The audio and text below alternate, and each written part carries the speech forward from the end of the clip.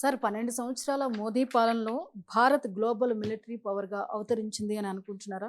అసలు డిఫెన్స్ విధానంలో మోడీ తీసుకొచ్చినటువంటి విప్లవాత్మక మార్పులేంటి సార్? ఎస్ అండి. ఇప్పుడు 12 సంవత్సరాల మోడీ పాలన. ఏది మే 26 2014 నుంచి మే 26 2026 వరకి. ఒక సుదీర్ఘ కాలం. ఈ కాలంలో ఒక దేశాన్ని పరిపాలించాలి అంటే ఆ దేశాన్ని శక్తివంతం చేస్తేనే ఏ పాలసీ అయినా వింటారన్నమాట. But India is aspiring for the global military power. India wants to be the global leader in economy.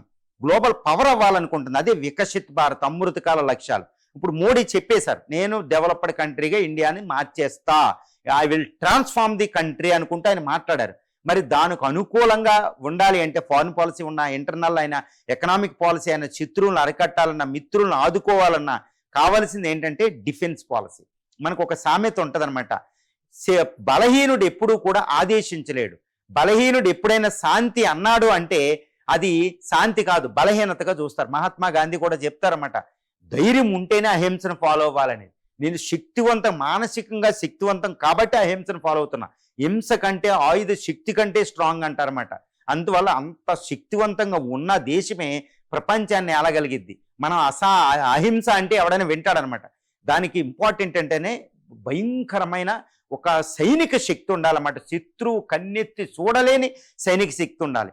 మరి మోడీ భారతదేశాన్ని ఎంత గ్లోబల్ డిఫెన్స్ పవర్గా మార్చారు అంటే, గ్లోబల్ మిలిటరీ పవర్గా మార్చారు అంటే 12 సంవత్సరాల్లో ఎంతటి అంటే ఒక అద్భుతమైన ఆయుధాలని ఫస్ట్ తీసుకురావడం, ప్రవేశపెట్టడం. ఈ ఆయుధాలు ఎలాంటి అంటే శత్రువుని సర్వనాశనం చేసే శక్తి ఉండడం. అంటే ఏంటంటే నిజంగా చెప్తున్నానండి, 12 సంవత్సరాల మోడీ పాలనలో కొన్ని ఆయుధాలు చెప్తాను. ఈ ఆయుధాలు ఉండగా ఈవెన్ చైనా భారతదేశాన్ని గెలవలేదు, అమెరికా భారతదేశాన్ని గెలవలేదు. ఇంకా మీరు విచిత్రం అనుకుంటారేమో, అమెరికా చైనా కలిసి వచ్చినా కానీ ఇండియాని గెలవడం అసంభవం అనమాట. అలాంటి ఆయుధాలు మన దగ్గర ఉన్నాయి. అదేంటంటే కొన్ని ఆయుధాలు మోడీ టైంలోనే వచ్చిన ఆయుధాలు అంటే nuclear submarines, Arihant class, Arihant, ఏది ఐఎన్ఎస్ అరిహంతో, ఐఎన్ఎస్ హరిదమ్మన్నో, ఐఎన్ఎస్ హరిఘాటు, ఐఎన్ఎస్ హరిసూదన్. ఈ న్యూక్లియర్ ఇవంటే ప్రపంచంలో ఉన్న 5 కాంటినెంట్ని అటాక్ చేయగలిగితే 7 కాంటినెంట్లు 5 మహాసముద్రాల్లోకి వెళ్ళగలిగే శక్తి ఉంది. అందులో K4, K5, K7 లాంటి, K15 లాంటి మిసైల్స్ ఉన్నాయి. ఈ మిసైల్స్తో ప్రపంచంలో ఏ నగరాన్నైనా ఢీకొనగలిగిద్ది అనమాట. ఇటు న్యూయార్క్, బీజింగ్, లండన్, ఏ సిటీలనైనా. ఆ ఆయుధాలు ప్రవేశపెట్టింది మోడీ టైంలోనే, ముందు నుంచి డెవలప్ చేసిన. కాబట్టి గ్లోబల్ మిలిటరీ పవర్ అనమాట న్యూక్లియర్ ట్రైడ్లో. తర్వాత ఏంటంటే INS Vikrant, Vikramaditya air craft క్యారియర్లు ఈయన టైంలోనే మళ్ళీ కమిషనింగ్ చేయబడినాయి అనమాట. ఏది నేవీలో. అవి శక్తివంతమైన ఎయిర్ క్రాఫ్ట్ క్యారియర్లు, గుర్తుపెట్టుకోవాలి. దీంతో పాటు రఫేల్ ఫైటర్స్ని అంతకుముందు తీసుకురాలేకపోయినా 36 ఒక ప్యాకేజ్, గవర్నమెంట్ ప్యాకేజీలో తెచ్చారు. 114 ఆమ్కా తయారీ. ఎయిర్ ఫోర్స్ తిరుగులేని శక్తి అనమాట. ఇప్పుడు ఆపరేషన్ సింధూర్లో మనం చూసాం. తర్వాత S-400 అనేది ఆ రోజు మోడీ గారు తీసుకురాకపోతే మరి ఆపరేషన్ సింధూర్లో మన పరిస్థితి ఎలా ఉండను? ఈ S-400తో పాటు సుదర్శన చక్ర అనేది S-400, తర్వాత మీడియం లెవెల్లో ఆకాశ్ ఎయిర్ డిఫెన్స్ సిస్టము, కింద లోవర్ లెవెల్లో ఏంటంటే బరాక్ ఎయిర్ డిఫెన్స్ సిస్టమ్, ఇంకా SM-3, ఇలాంటి ఎన్నో ఎయిర్ డిఫెన్స్ తిరుగులేని. ప్రపంచంలో అతి శక్తివంతమైన ఎయిర్ డిఫెన్స్ సిస్టంలో ఇండియా ఒకటి అనమాట. ఇప్పుడు అది ఆపరేషన్ సింధూర్లో మనకు అర్థమైపోయింది. ఈవెన్ అమెరికా ప్యాకే తట్టుకోలేకపోతుంది మన ఎయిర్ డిఫెన్స్ సిస్టమ్ని. ఇరాన్ యుద్ధంలో అక్కడ పరిస్థితి ఎలా ఉంది చూడండి. కానీ మనం పాకిస్తాన్, టర్కీ, చైనీస్ యొక్క ఆయుధాలు కూడా మన గగన తలంలోకి రాలేకపోయినాయి. అంతటి శక్తివంతమైన ఎయిర్ డిఫెన్స్ సిస్టమ్ మోడీ టైంలో వచ్చిందనమాట. ఇది ఒకటి. తర్వాత ఇంకో ఆయుధాలు చూడాలంటే అగ్ని-6 ప్రయోగం జరిగింది. MIRV technology, multiple independently targetable reentry vehicle. ఇది ఉండగా అగ్ని-6 ఈ మిర్వ్ టెక్నాలజీ ఇప్పుడు సూర్య కూడా తయారై ఉంది. అది ప్రయోగ దశలో లేదు, ప్రయోగ దశలో ఉంది, అన్నిటికీ సిద్ధమై ఉంది. కానీ ప్రవేశపెట్టలేదు ఇంకంతే, ఎందుకంటే కొన్ని ఇంటర్నేషనల్ ప్రాబ్లమ్స్ ఉంటాయని. ఈ ఖండాంతర క్షిపణి సూర్య కూడా రెడీ అయిపోయింది. ఈ అగ్ని-6 సూర్య ఉండగా ప్రపంచంలో చైనా, అమెరికాలు కలిసి వచ్చినా మనం ఓడిస్తాం. ఎందుకంటే మన దగ్గర ఆల్మోస్ట్ 200 న్యూక్లియర్ వెపన్స్ ఇంకా తయారైపోతూ ఉన్నాయి. ఈ న్యూక్లియర్ వెపన్ హైడ్రోజన్ బాంబు ఉంది. ఈ యొక్క మిరువు ప్రయోగిస్తే ఇప్పుడు చైనా యొక్క HQ-9, H-9 లాంటి ఎయిర్ డిఫెన్స్ సిస్టమ్లు పనిచేయవు. అమెరికా ప్యాక్, తర్వాత పేట్రోయిట్ ఎయిర్ డిఫెన్స్ సిస్టమ్ పనిచేయవు. వాళ్ళ నగరాలని సర్వభస్మీపటలం చేయగలుగుతాం. కాబట్టి వాళ్ళు మనల్ని నాశనం చేస్తే మనం నాశనం చేయగలం. అందుకే వాళ్ళు మనల్ని ఓడించలేరు. అంత శక్తివంతమైన అగ్ని-6 ఈ సూర్య మిసైల్ తయారైంది, పూర్తిగా అమల్లోకి వచ్చింది ఈ యొక్క మోడీ టైంలోనే. మరి ఏంటి మోడీ ఏం చేస్తున్నాడు? అంతకుముందు నెహ్రూ టైం నుంచి డెవలప్ చేస్తున్నారంటే వీటిని ఎక్కువ ఫోకస్ చేయడం జరిగింది. తర్వాత ఈ డిఫెన్స్ ఇంత పటిష్టంగా ఎలా తయారైంది? డిఫెన్స్ ఎక్స్పోర్ట్స్లో కూడా టాప్ 25th ప్లేస్లోకి వచ్చేసాయి అకార్డింగ్ టు సిప్రీ రిపోర్ట్ ప్రకారం.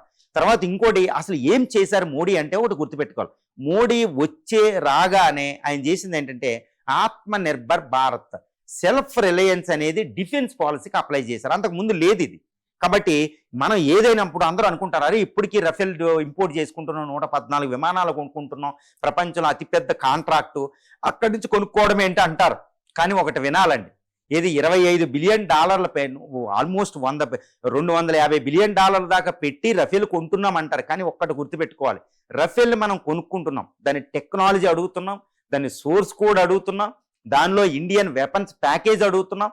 ఈ రఫేల్ ఒక్క యుద్ధ విమానాన్ని తయారు చేయడానికి కావాల్సిన టెక్నాలజీలో 60% వరకు భారత టెక్నాలజీని వాళ్ళు ఉపయోగించాలి. అది భారత్లోనే తయారేయాలి.